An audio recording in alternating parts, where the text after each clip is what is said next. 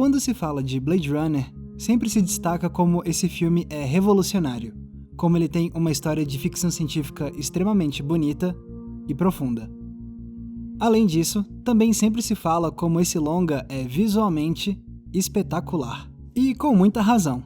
Blade Runner nos apresenta um futuro fascinante, não só graças aos cenários e aos figurinos, mas também graças à direção de Ridley Scott. Mas, de todos os aspectos visuais de Blade Runner, o que mais me impressiona até hoje é, sem dúvidas, a direção de fotografia. Comandada por Jordan Cronenweth, a fotografia utilizou luz e cor para dar vida ao futuro do filme de maneira não apenas convincente, mas também deslumbrante. Não é à toa que, até hoje, Blade Runner é uma referência máxima para qualquer diretor de fotografia. Mas o que exatamente faz a direção de fotografia do filme ser tão incrível? Bom, certamente uma delas é como o longa recriou o estilo do filme noir.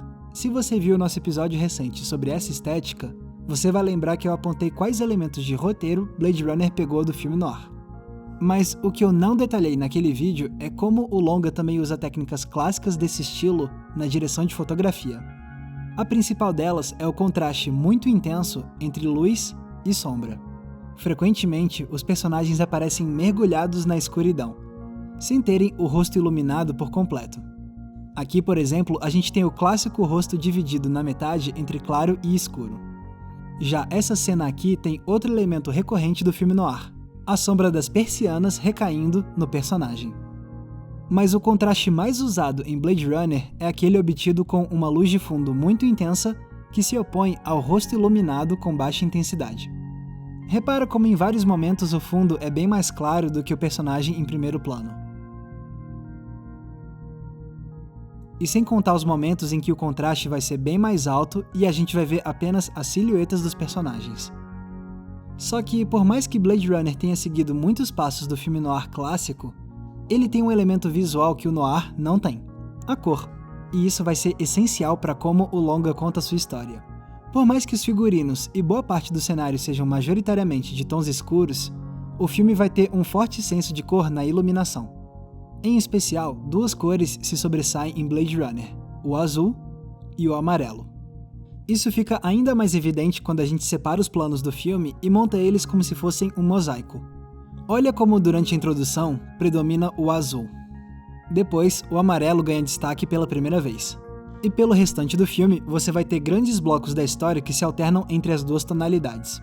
O azul faz todo sentido, porque ele ajuda a traduzir o senso de noite eterna que permeia o filme, contribuindo para o tom sombrio e calmo da narrativa. Fora isso, a tonalidade nos remete à frieza emocional desse futuro distópico. Já os tons mais amarelados vão sugerir uma atmosfera diferente. Um bom exemplo é a cena no escritório de Tyrell, com o sol nascendo ao fundo. Aqui, apesar do cenário ser escuro, ele é permeado pela luz do dia, conferindo uma tonalidade dourada para a cena que ajuda a traduzir a ideia de riqueza e poder do multimilionário Tyrell.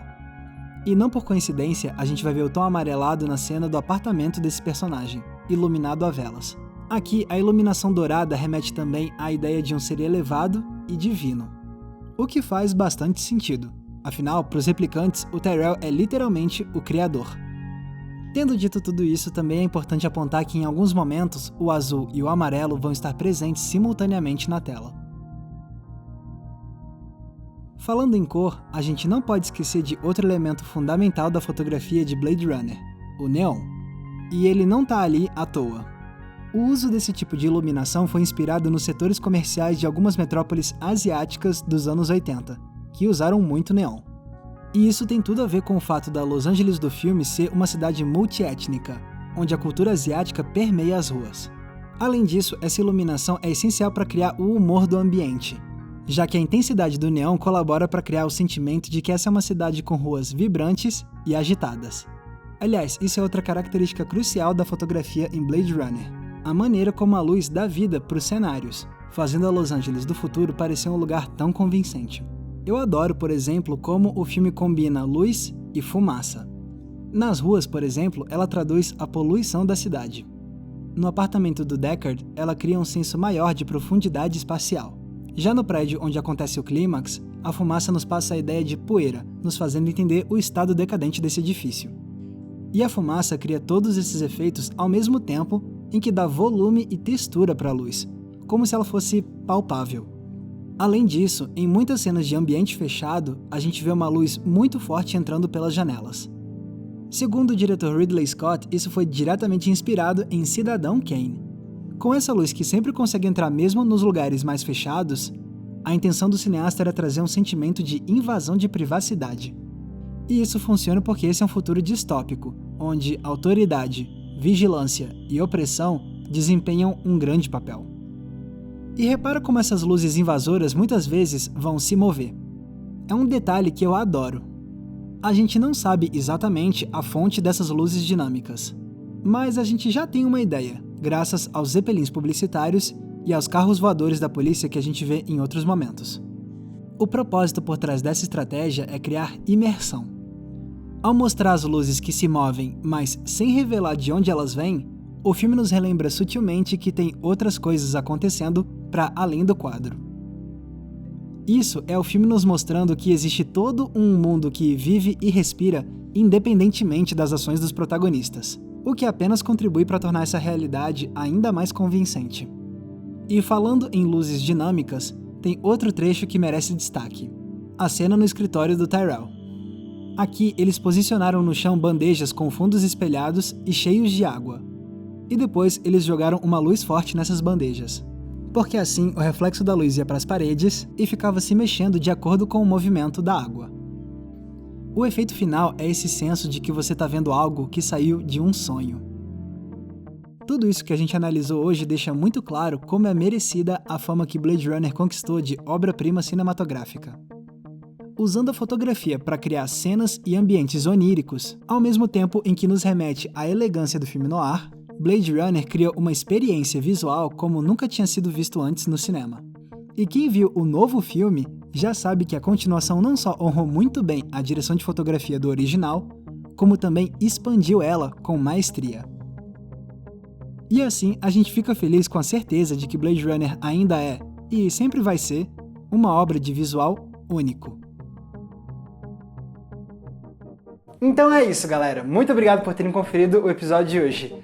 Se vocês gostam do nosso trabalho e querem nos ajudar a continuar produzindo vídeos, considerem com bastante carinho a possibilidade de se tornarem apoiadores do nosso canal no Apoia-se. Se vocês se tornarem apoiadores, vocês vão estar ajudando a gente a financiar o nosso trabalho e ajudando a gente a manter o Entre Planos vivo. E é claro que em troca você ganha recompensas muito legais.